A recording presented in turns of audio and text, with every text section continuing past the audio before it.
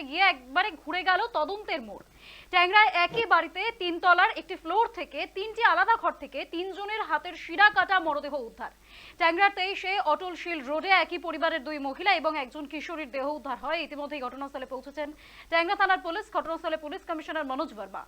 একই ঘর থেকে 3 জনের রক্তাক্ত দেহ উদ্ধার ঘিরে চরম আতঙ্ক এলাকায়। মৃতদের মধ্যে এক মহিলার স্বামী দুর্ঘটনায় আহত হয়ে মুকুন্দপুরের একটি হাসপাতালে ভর্তি রয়েছেন। এদিন সকালে এম বাইপাসের সামনে একটি দুর্ঘটনায় আহত হয়ে ওই ব্যক্তি এবং আরও একজন। সেই দুর্ঘটনার তদন্তে নেমে ট্যাংরার ওই ঠিকানায় পৌঁছন পুলিশ আধিকারিকেরা। তখনই পুলিশ ওই 3 জনের দেহ উদ্ধার করে। ফলে এই ঘটনার সঙ্গে এই 3 জনের মৃত্যুর কোনো যোগসূত্র রয়েছে কিনা তা খতিয়ে দেখছে পুলিশ। পুলিশ সূত্রে খবর, গাড়ি দুর্ঘটনার বিষয়টাও আত্মহত্যার চেষ্টাই ছিল। গাড়িতে থাকা 3 জন হাসপাতালে চিকিৎসাধীন রয়েছেন। একজনের অবস্থা আশঙ্কাজনক। ঘটনাস্থলে লালবাজারের হোমিসাইড শাখার আধিকারিকরা। ঘটনাস্থলে পৌঁছেছে কলকাতা পুলিশের joint CP crime Rupesh Kumar. জানা গিয়েছে ওই পরিবারের গ্লাভসের ব্যবসা রয়েছে এবং আত্মঘাতী হয়ে থাকলে সকলেই তার পেছনে একটি মানসিক অবসাদের কারণ বা আর্থিক সমস্যা রয়েছে, তাও খতিয়ে দেখা হচ্ছে। এই ঘটনা সম্পর্কে আরো বিস্তারিত জেনে নেব। আমাদের সঙ্গে টেলিফোনে রয়েছেন আমাদের প্রতিনিধি শঙ্খদীপ মুখার্জি।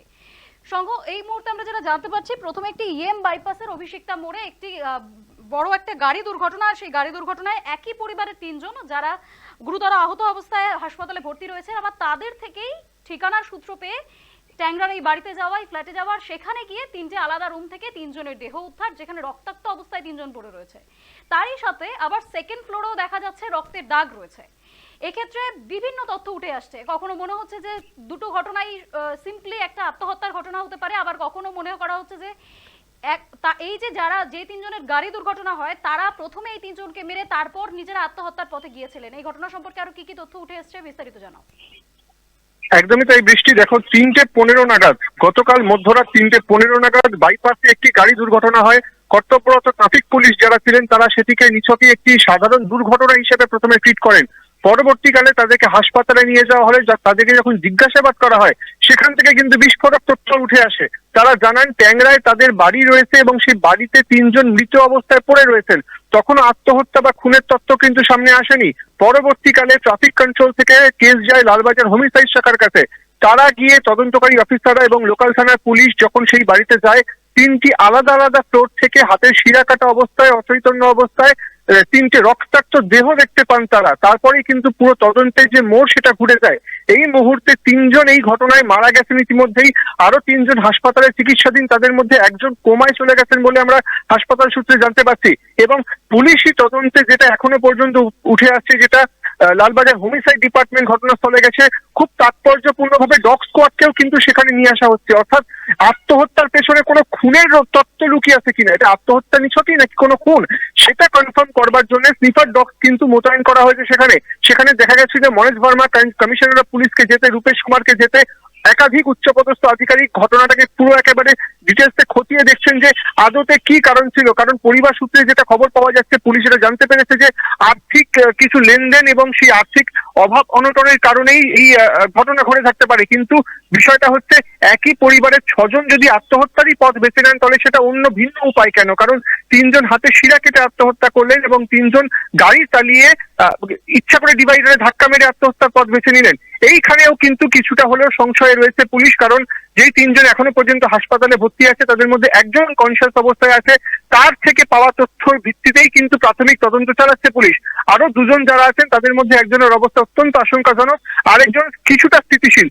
তার জীবিত থাকা এবং তার যে স্টেটমেন্ট, সেই স্টেটমেন্ট দেওয়ার উপরেও কিন্তু এই তদন্তের অনেক কিছু লিঙ্ক, যেগুলো মিসিং লিঙ্ক বলা হচ্ছে পুলিশের তরফ থেকে, যে অনেক কিছু মিসিং লিঙ্ক, তাদেরকে জিজ্ঞাসাবাদ। পরিবার যেখানে 2 জন ভদ্রলোক, তাদের স্ত্রী এবং 2টি সন্তান, কিন্তু এই পরিবারকে স্থানীয়রা কি বলছেন? তাদের যে স্থানীয় মানুষজন, তারা এই পরিবারকে ঠিক কিভাবে চিনতেন, আর এই মানসিক অবসাদ বা আর্থিক বিষয়টি কিভাবে উঠে আসছে? দেখো, এই পরিবারের একটি নিজস্ব ব্যবসা ছিল, গ্লাভসের ব্যবসা ছিল, লেদারের ব্যবসা ছিল, ঠিক আছে? সেই ব্যবসায় কোন রকম কোনো মন্দার ঘাটতি ছিল কিনা, বা সেই ব্যবসায় কোনো সহযোগী অর্থাৎ পার্টনার ছিলেন কিনা, তার সঙ্গে কোনো রকম আর্থিক লেনদেন সম্পর্কিত কোনো মিসআন্ডারস্ট্যান্ডিং বা কোনো ঠকিয়ে দেওয়ার বিষয়, এরকম কোনো বিষয় সামনে আসছে কিনা, এটা কিন্তু স্থানীয় বাসিন্দাদের পক্ষে বলা সম্ভব না। কারণ তারা স্বভাবতই আতঙ্কিত। সাত সকালে যখন দেখছেন বাড়ির পাশেই এরকম 3 জন, একই পরিবারের 3 জন মৃত, তাও একটা আত্মহত্যা, একটা রক্তাক্ত অবস্থা মৃতদেহ, তারা কিন্তু স্বভাবতই খুবই আতঙ্কে রয়েছেন। কিন্তু পুলিশ সূত্রে যেটা জানতে পারা যাচ্ছে যে আর্থিক অনটন, আর্থিক অভাবের কারণেই কিন্তু এই পথ বেছে নিয়ে থাকতে থাকতে পারেন যদি সেটা সুইসাইড হয় বা যদি সেটা আত্মহত্যা হয়। কিন্তু যদি এটা খুন হয় তাহলে সেই খুনটা কি কারণে এবং খুনের পেছনে আরো কি কি মোটিভ ছিল, এই ছজনই এই কেসে ইনভলভ নাকি আরো বাইরের কোনো ব্যক্তি ছিল যাদেরকে এখনো পর্যন্ত আইডেন্টিফাই করা যায়নি, সেই কারণেই কিন্তু আজকে রূপেশ কুমারের তরফ থেকে মিসিং লিঙ্ক কথাটা একবারে কোট আনকোট বলা হয়েছে। অর্থাৎ বেশ কিছু মিসিং লিঙ্ক এখনো রয়েছে, যেটা যত তদন্ত যাবে সেই তদন্ত কিন্তু প্রক্রিয়ার সঙ্গে সঙ্গে সেটা বেরিয়ে আসবে।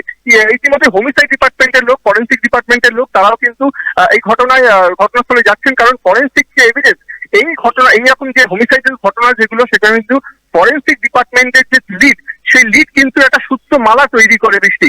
সেই পরিপ্রেক্ষিতে ফরেন্সিক ডিপার্টমেন্ট কি লিড দিতে পারে বা হোমিসাইড ডিপার্টমেন্ট কি লিড দিতে পারে, সমস্ত বিষয় একেবারে যে প্রশ্নমালা, সেই প্রশ্নমালার যে উত্তর, সেই উত্তরটা কিন্তু পেতে গেলে আরো কিছুক্ষণ সময় লাগতে হবে, কারণ কেসটা কিন্তু অত্যন্ত জটিল বলেই কলকাতা পুলিশ অন্তত মনে করছে। বৃষ্টি, একদম অনেক ধন্যবাদ শঙ্কর তোমাকে। এই মুহূর্তে যে আপডেট আমরা জানতে পারছি, EM বাইপাসে প্রথমে একটি গাড়ি দুর্ঘটনা, আর সেখান থেকে সেই লিংক ধরে ট্যাংরার এই আবাসনে আসা, আর সেখান থেকে 3 জনের রক্তাক্ত দেহ উদ্ধার, আর তারপরেই একেবারে ঘুরে যায় একটা সাধারণ গাড়ি দুর্ঘটনার ঘটনার নয়া মোড়।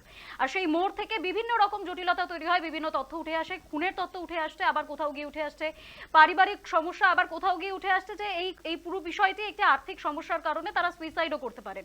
বিভিন্ন তথ্য উঠে আসছে, তারই মধ্যে এবার পুলিশ কুকুর এসেছে, তারা সম্পূর্ণ বিষয়টিকে তদন্ত করে দেখবে, ফরেন্সিক ডিপার্টমেন্টের কাছে বিভিন্ন তথ্য উঠে আসবে, সমস্তটা জানার জন্য আরো বেশ কিছু সময় অপেক্ষা করতে হবে। তবে এই মুহূর্তেই দেহও নিয়ে যাওয়া হয়েছে ময়নাতদন্তের জন্য। ময়নাতদন্তের পর বোঝা যাবে মৃত্যু ঠিক কিভাবে হয়েছে, সম্পূর্ণ ঘটনার দিকে নজর থাকবে। সুন্দরভাবে লিখছে।